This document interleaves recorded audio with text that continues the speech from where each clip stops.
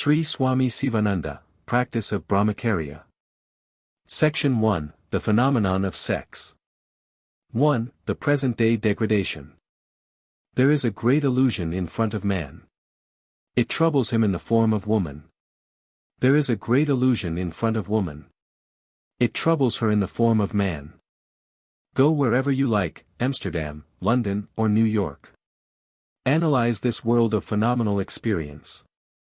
You will find only two things, sex and ego. The sex instinct is the greatest urge in human life. Sex energy or lust is the most deep-rooted instinct in man. Sex energy entirely fills the mind, intellect, prana, senses, and the whole body. It is the oldest of the factors that have gone into the constitution of the human being. A man has 1,001 desires. But the central strong desire is the sexual desire. The fundamental desire is the urge for a mate. All hang on this central basic desire. The desire for money, the desire for a son, the desire for property, the desire for houses, the desire for cattle and other desires come later on. Because the whole creation of this universe is to be kept up, God has made the sexual desire very, very powerful. Otherwise, many Jivanmuktas would have cropped up quite easily, just as graduates from universities. It is easy to get university qualifications. It demands a little money, memory, intelligence and a little strain. But it is an uphill climb to obliterate the sexual impulse. He who has completely eradicated lust and is established in mental Brahmacharya is Brahman or God himself. This world is nothing but sex and ego. Ego is the chief thing. It is the basis. Sex hangs on the ego. If the ego is destroyed by vikara or inquiry of, who am I, the sex idea takes to its heels by itself. Man, master of his destiny, has lost his divine glory and has become a slave, a tool, in the hands of sex and ego on account of ignorance. Sex and ego are the products of avidya or nescience. The dawn of knowledge of the self annihilates these two enemies of Atman, the two dacoits who are plundering the helpless, ignorant, little, false jiva, the illusory I. Man has degraded himself to a great degree by becoming the puppet of passion. Alas! He has become an imitative machine. He has lost his power of discrimination. He has sunk into the most abject form of slavery. What a sad state! What a lamentable plight indeed! If he wishes to regain his lost divine state and Brahmic glory, his whole being must be transformed, his sex desire must be completely transmuted by sublime divine thoughts and regular meditation. Transmutation of the sex desire is a very potent, efficacious and satisfactory way to realize eternal bliss. The world is all sexy. Passion reigns supreme in all parts of the world. The minds of people are filled with sexual thoughts. The world is all sexy. The whole world is under a tremendous sexual intoxication. All are deluded and move in the world with perverted intellects. No thought of God. No talk of God. It is all fashion, restaurants, hotels, dinners, dances, races and cinema. Their life ends in eating, drinking and procreating. That is all. Passion has introduced new fashions not only in London, Paris and Lahore, but even in Madras amongst the Brahmin girls of orthodox families who apply cherry blossom powder and hazeline snow to their faces, instead of the sacred turmeric powder, and dress their hair like the French girls. This sort of vile imitation has crept into the mind of our boys and girls in India. The sacred precepts and teachings of our ancient sages and rishis have been totally ignored. What a lamentable state!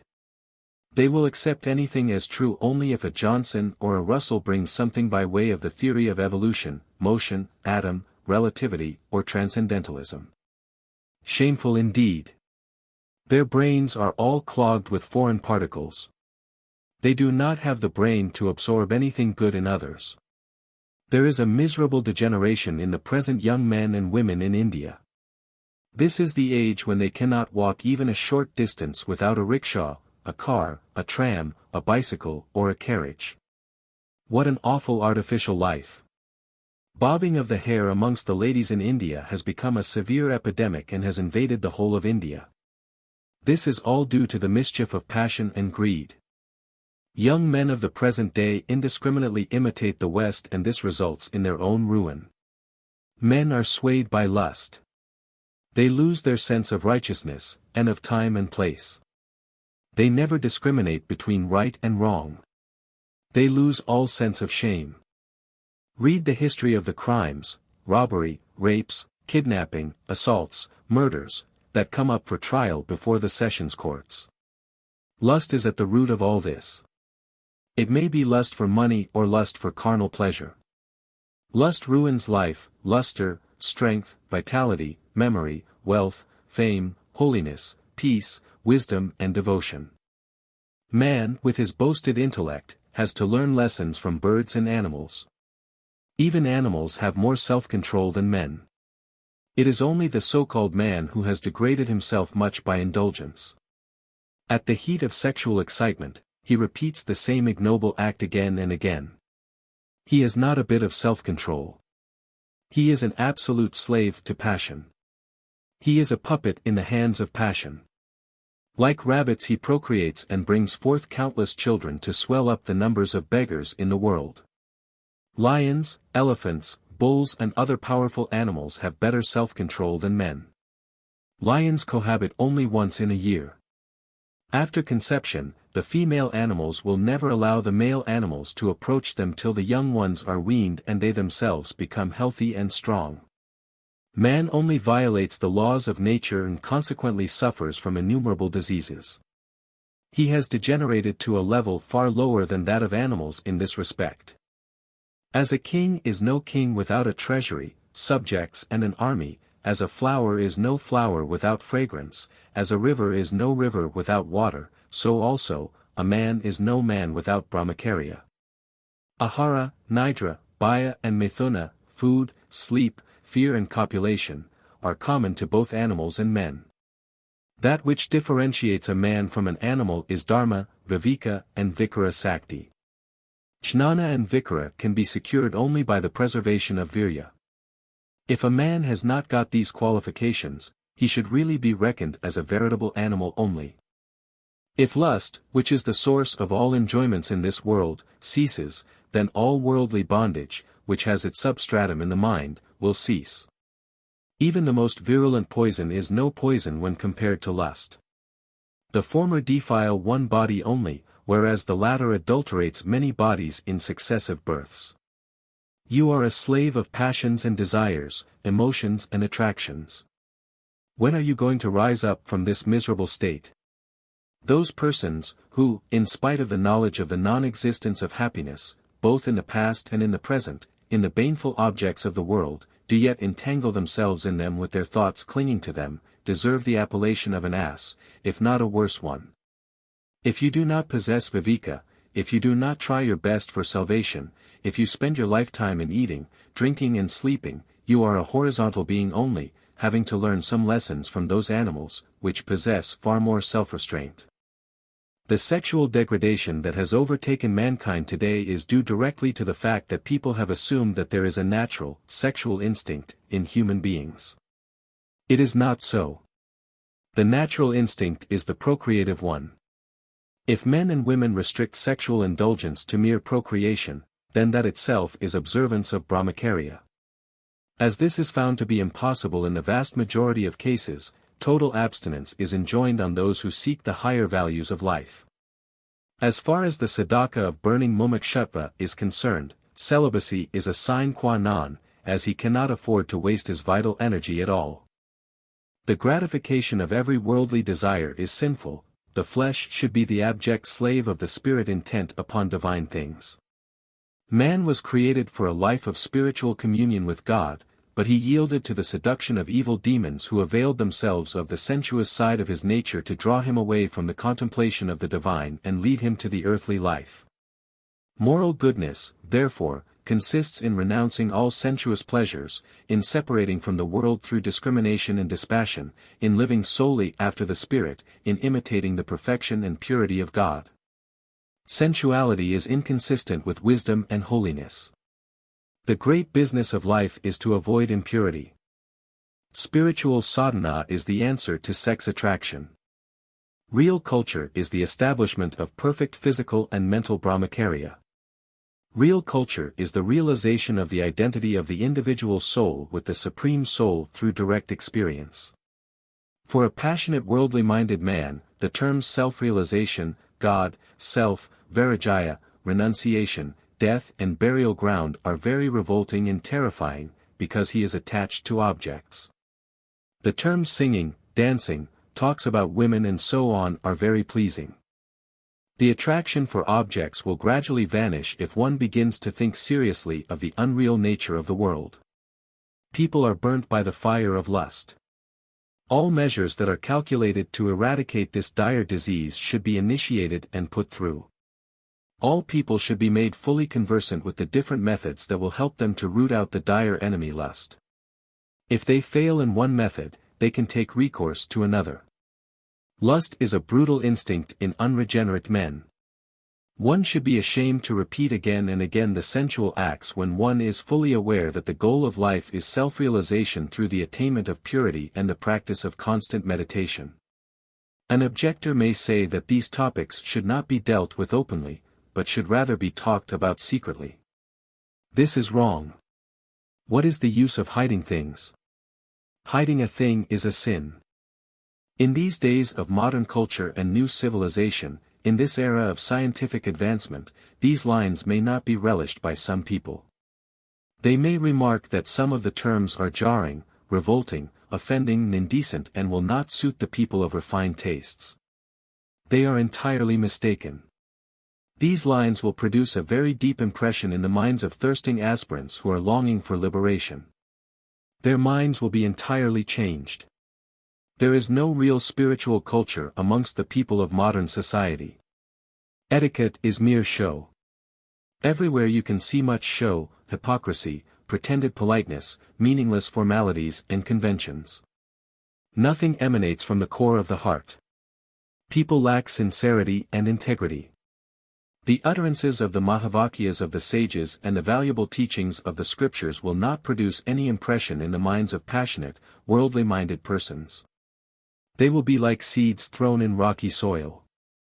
They will be like pearls thrown before swine. If one clearly understands the serious damage that comes through an impure life and determines to attain the goal of life by leading a pure life, he must keep his mind busily engaged in divine thoughts, concentration, meditation, study and service of humanity. Lack of spiritual sadhana is the main cause for all sexual attractions. Mere theoretical abstention from sensuality will not bring you good results. You must mercilessly cut off all formalities in social life and lead a pious life freed from the business of bodily existence. Leniency to internal lower tendencies will land you in the region of suffering. Excuse will be of no use in this respect. You must be sincere in your quest for the sublime life of spirituality. Half-heartedness will leave you in your old state of misery. Wake up, friends, from this mire of illusory samsara now. Passion has wrought great havoc in you as you are drowned in avidya. How many millions of fathers, mothers, wives and sons you have had in previous births. This body is full of impurities. What a shame it is to embrace this filthy body. It is mere foolishness only. Give up moha for this body. Also, give up identification with this body by meditating upon the glory of the Siddha Atman. Give up worship of the body. Worshippers of the body are Asuras and Rakshasas. Brahmacharya, the need of the hour. My dear brothers, remember that you are not this perishable body of flesh and bones. You are the immortal, all-pervading, Satchidananda Atman. Thou art Atman. Thou art living truth. Thou art Brahman. Thou art absolute consciousness. You can attain this supreme state only by leading a life of true Brahmacharya. The spirit of Brahmacharya must pervade your entire life and all your actions. People talk of Brahmacharya, but practical men are rare indeed. A life of continence is really beset with difficulties. But the path becomes smooth for a man of iron determination, patience and perseverance.